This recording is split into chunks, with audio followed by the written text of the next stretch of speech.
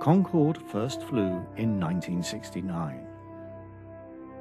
30 years later, she was still the world's only supersonic airliner. There had been many rivals to her crown, but they quickly faded away.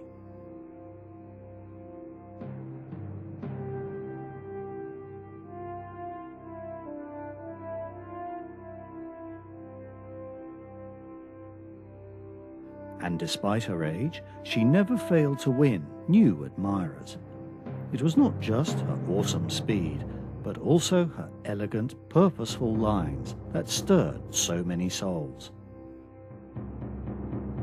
But Concorde's beauty was not the result of an artist's fertile imagination, but years of diligent scientific study and research that pushed back the boundaries of our understanding of flight.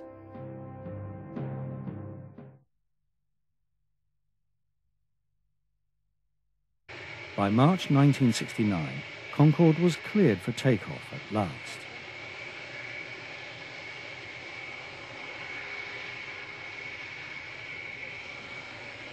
At 1500 hours on March 2nd, 1969, in Toulouse, Chief Test Pilot André Turcat released the brakes of prototype 001.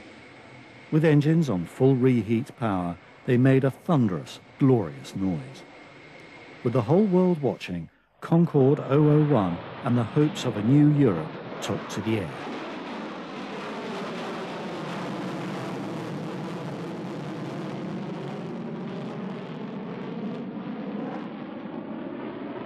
Turcat kept the undercarriage down for this first slow but vital flight.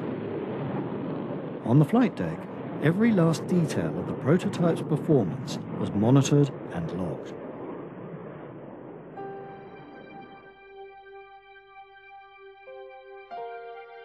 It proved a perfect first flight. The world's most advanced, most exciting aircraft had flown at last. It made a perfect landing.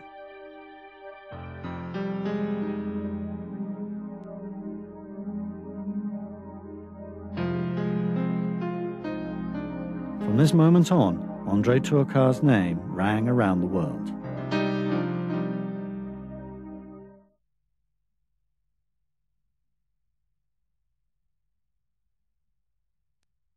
In 1975, with Concorde now in the production phase, the whole program got another big lift. Concorde received its full certificate of airworthiness.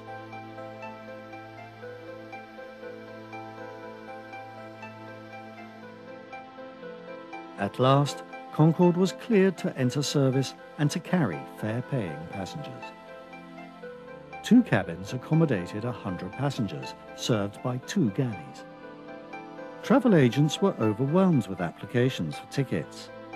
High prices, typically 20% above subsonic first-class fares, didn't put people off. Imminent arrival in airline service also brought a new phase of crew training for airline personnel. The clear air and steady weather of Dakar in Senegal made it an ideal airport for training airline crews.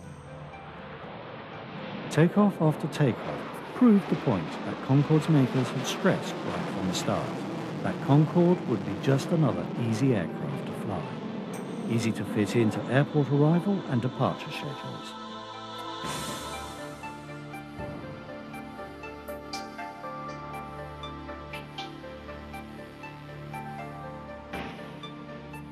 And then, early in 1976, Concorde's big moment finally arrived.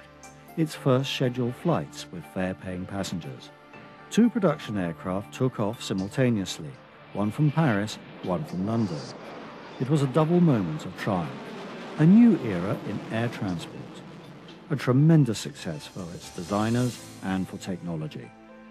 One was bound for Bahrain, the other to Rio de Janeiro. Supersonic flight now became an everyday event for passengers, complete with a special Concorde stamp. After intense lobbying by Britain and France, the US agreed Concordes could land at Washington. And from November 1977, the US cleared Concordes to use New York Airport too. And so began a transatlantic success story that was to run for 25 years. Concorde's supersonic flights soon became routine. Reliability, punctuality, and above all speed proved just what the top of the market demanded.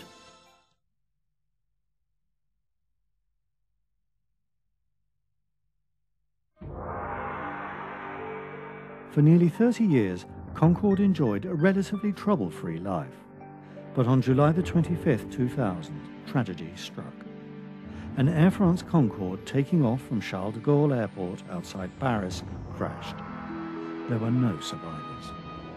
Debris on the runway had caused a puncture, but as the tire disintegrated, it ruptured a fuel tank, engulfing the port side in a catastrophic fireball. The loss of life was tragic enough, but the accident also resulted in a crisis of confidence in the aircraft. The entire Concorde fleet was grounded. There were some who felt that maybe it was time to retire Concorde. After all, she was 30 years old, and other problems were beginning to appear. But in the end, it was decided to make the necessary modifications, despite the enormous cost. In November 2001, Concorde returned to service. But by now, the world's airlines were facing financial crisis following a downturn in passenger numbers that not even Concorde could change. After barely 18 months, the painful decision was made. Concorde was to be grounded, this time for good. On October the 24th, 2003, Concorde lifted off the runway at John F. Kennedy Airport, New York, for the last time.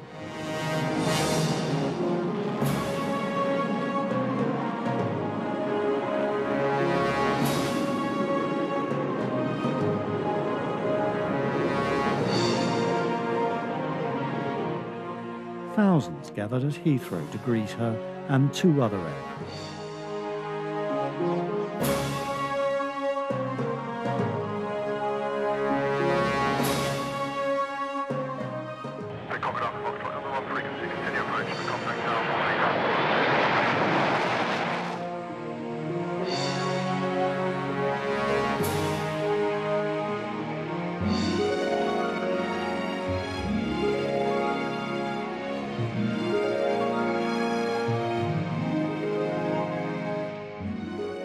In the weeks that followed, the fleet was dispersed, with the aircraft going to museums. The most poignant delivery flight was Concorde's homecoming on November the 26th to Filton, near Bristol, from where the British part of the Concorde story began so many years ago.